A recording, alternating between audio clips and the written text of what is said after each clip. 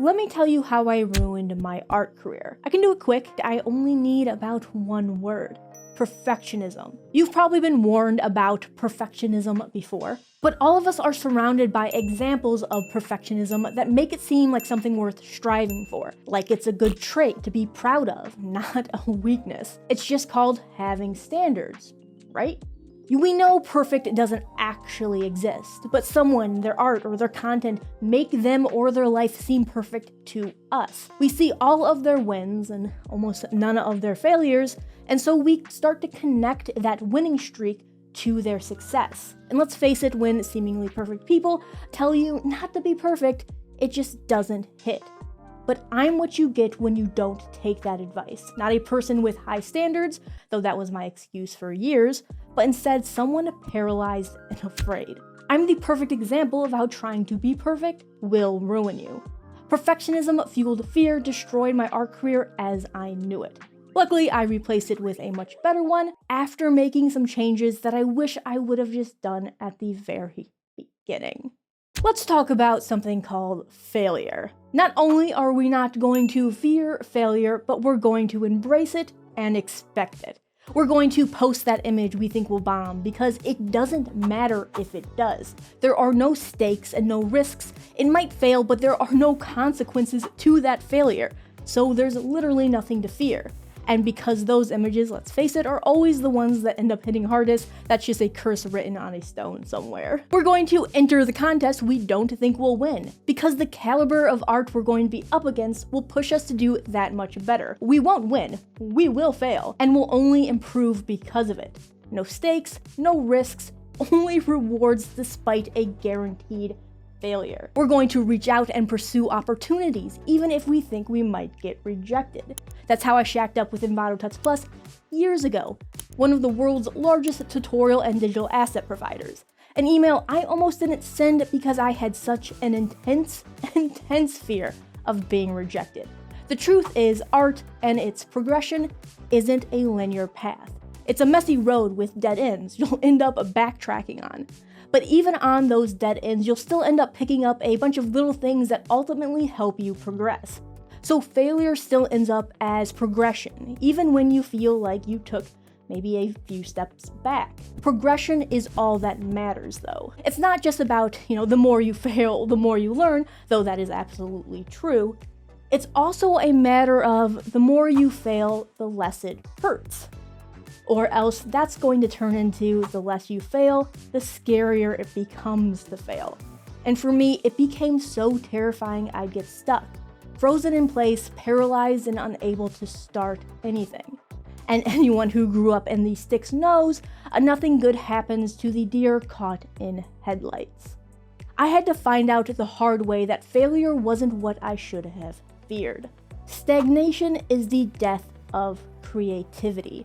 And failure is the cure to stagnation. But we're not just going to run into walls with our eyes shut, we're going to fail efficiently. No, how do we do that? I've touched on practice versus deliberate practice before, but it's such a regret of mine not doing earlier and something I really value doing now. We've all been told to just practice before. Busy people with busy lives being asked, how do I get better? And replying with, just practice. I totally get why it's an easy answer to a very complicated question. Even just clarifying regular practice and deliberate practice is a huge step in the right direction, though. So, regular practice is practicing what you already know, kind of like a rehearsal. You're playing something from memory. You're not learning anything new, but instead reinforcing what you already know, deepening those grooves. A deliberate practice requires more focus and effort to do something you can't already do well. It's specific to doing something new. Deliberate practice is about improving existing skills, not rehearsing them, and improving your range of skills. So we have what we already know versus what we need to learn. That's why just practice is bad, or at best, non-advice. Deliberate practice requires complete focus, and so has limited sustainability. When doing deliberate practice, your brain will eventually be unable to sustain that level of focus and effort you need to do that kind of practice. So you'll start to fall back on rehearsed knowledge, aka the stuff you already know and can do just without thinking. The stuff that requires less effort. I mean, think about it. When you sit down and do art, what feels better to do?